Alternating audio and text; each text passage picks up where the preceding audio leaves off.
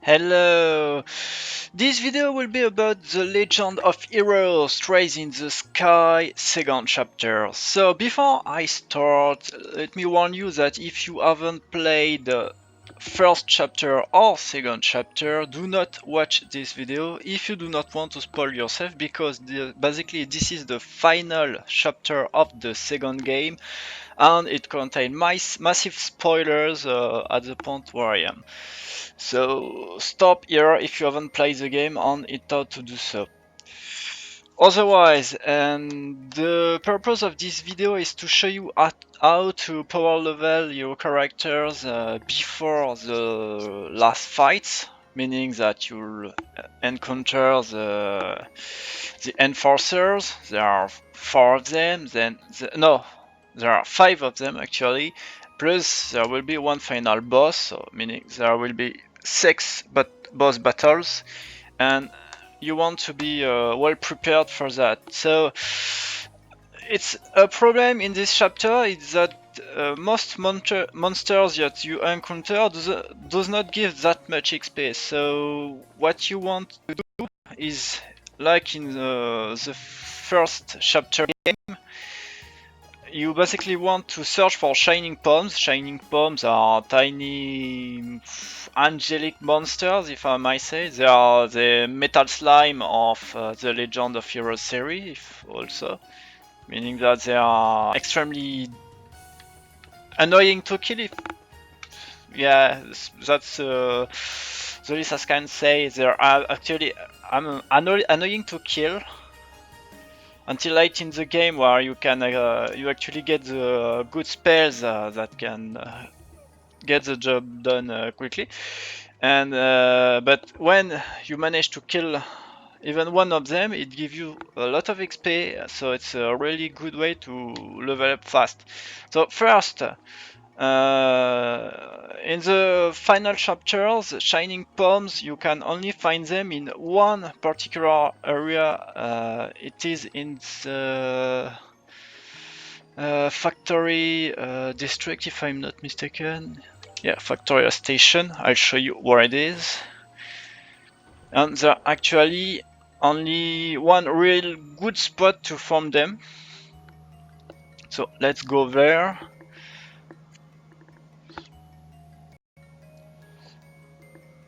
One of the purpose of power leveling all of your characters, if you got a lot of you got 3 new characters, especially in this last chapter. Well, these 3 aren't really interesting, but if you want to complete the lore and know everything that every character has to say, it might be a good thing to save before going to the boss and actually power level each character and do each boss battle with each of the characters if you want to know what they have to say. And also some of them are really strong, like Mueller, the Olivier bodyguard, is actually really strong. So it's a good thing if you want to try some of these new characters. It's a bit sad though that they are implemented only on the last part of the game. For Josette though, even so, I really like her. She's fun, but combat wise, nah, she's really she's really TERRIBAD. So I wouldn't advise using her. So I did some shit here. Okay. So the monster you will have to farm, it's this white octopod. I don't really know what his name is. So you have to go for the preemptive strike and up. That he spawns in the good setup, meaning that he will be with it's 7 or it's 6 to 7, if I'm not mistaken, shining poms. So if there's nothing, basically the only thing you have to do is run, go to a gate, and go back to it. As you can see, I got one, so yeah, if I'm not mistaken, yeah, there's actually 6.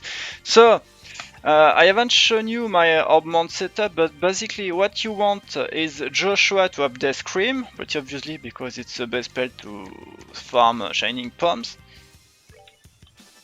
And you want all of your other characters to have Shadow Spear because, well, it's equivalent of Death Scream but single targeted.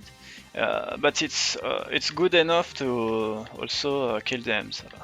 But first, I want to boost the speed of Joshua so he can cast a lot of Death Scream. Oh, and basically I'm playing on normal difficulty, so yeah, in normal difficulty you will be able to launch far more Death Scream before it's actually the Shining Palm turns. Shining Palms turn, sorry, I'm really bad at English spelling.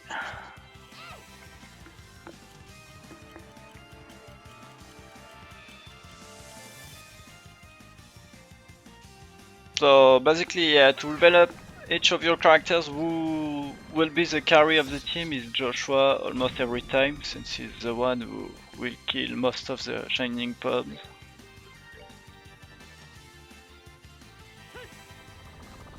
One other good thing, obviously, about Shining Poms is that when you kill, well, 2 or 3 of them, you basically get the maximum CP amount possible for the fight, which is 70. But normally, at this point in the game, if you have farmed a bit, you shouldn't need any CP at all.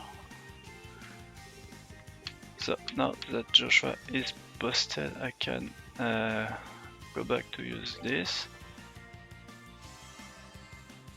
So in my previous power leveling session, I used Chloe and Oliver which are basically. Oh, actually I got lucky. I haven't seen the. I didn't know that I had a crit on his Death Scream. So okay, five of them died with this one. Yeah, I was seeing Chloe and Oliver actually very good at arts, so you'll get the job done far quicker than with characters that aren't really good at it, like Tita, for example. So yeah, that was a bit overkill using Shadow Spear here, but as you can see, basically I get the maximum possible XP for the run, which is 10,000. And for Estelle and Joshua, since they are already above 90, they get far less, but it's still good enough because you really want that XP to finish the game, especially for the. Let's not say the last boss, but the boss before it, which is Lowy. Is actually really strong, and you want your characters to be good, to have good levels.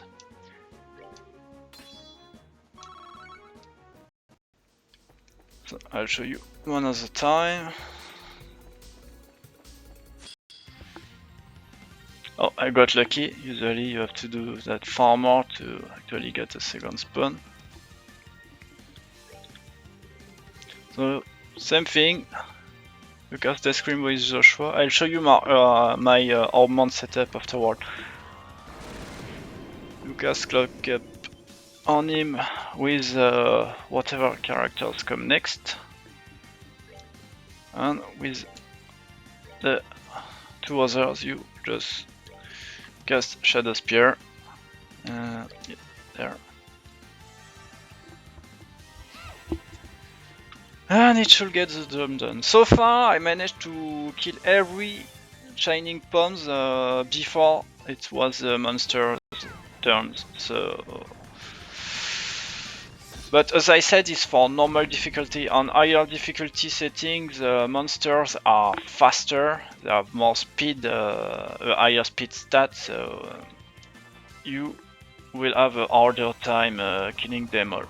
But it's still a good thing to do that because, as I said, you really need a higher level to be more comfortable for the last 2 boss fights.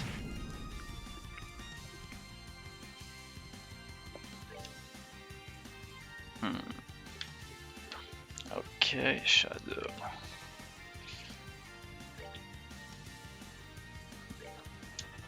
So but it's not a critical this time.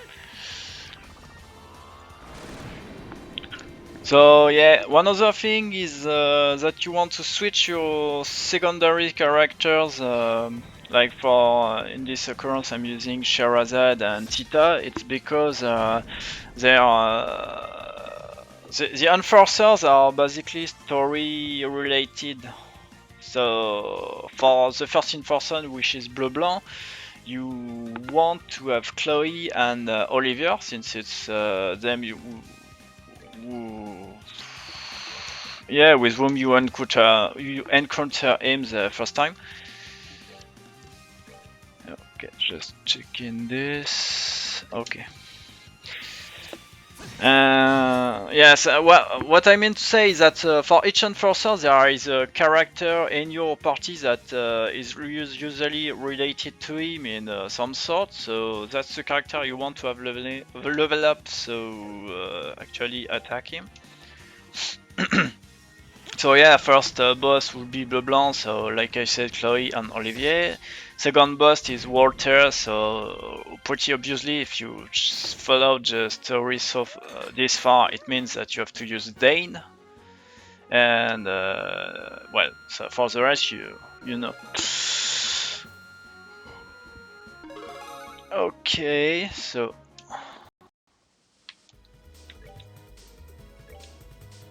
even though it gives a lot of XP, once you're above 90, it will slow down quite a bit, so I think it takes a lot of grind to get to 99. I'm not even sure if it's possible to get to level 100, but 99 is doable. But yeah, it takes a bit of time.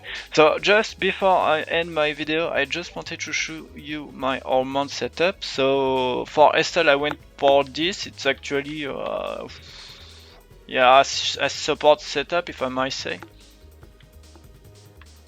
But it's our normal setup. If also I didn't do this setup especially for shining palm farming. It's just the normal setup. I went up with her, especially to get where is it? Sorry, I'm a bit lost. Oh, there. I wanted Earthfall. But now I'm considering even getting Gaia Shield, but it takes a lot of Earth CP, so I'm not too sure I'll do it. For Joshua, I didn't change much from his last setup, except that I'm using, except for cost 2, only rank 5 quartz. And I remember you that you can buy all of these quartz in this chapter. You have to go in each cradle to do that.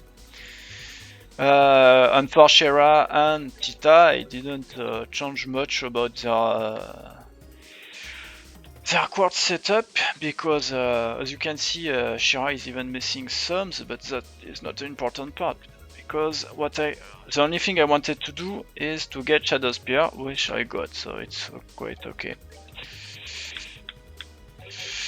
And that's it for the video. So I'll continue leveling my characters. I have a lot of them to do, and then I'll basically go to the end game, meaning that fighting the Enforcer, the last two boss. And that's it. Thank you for watching.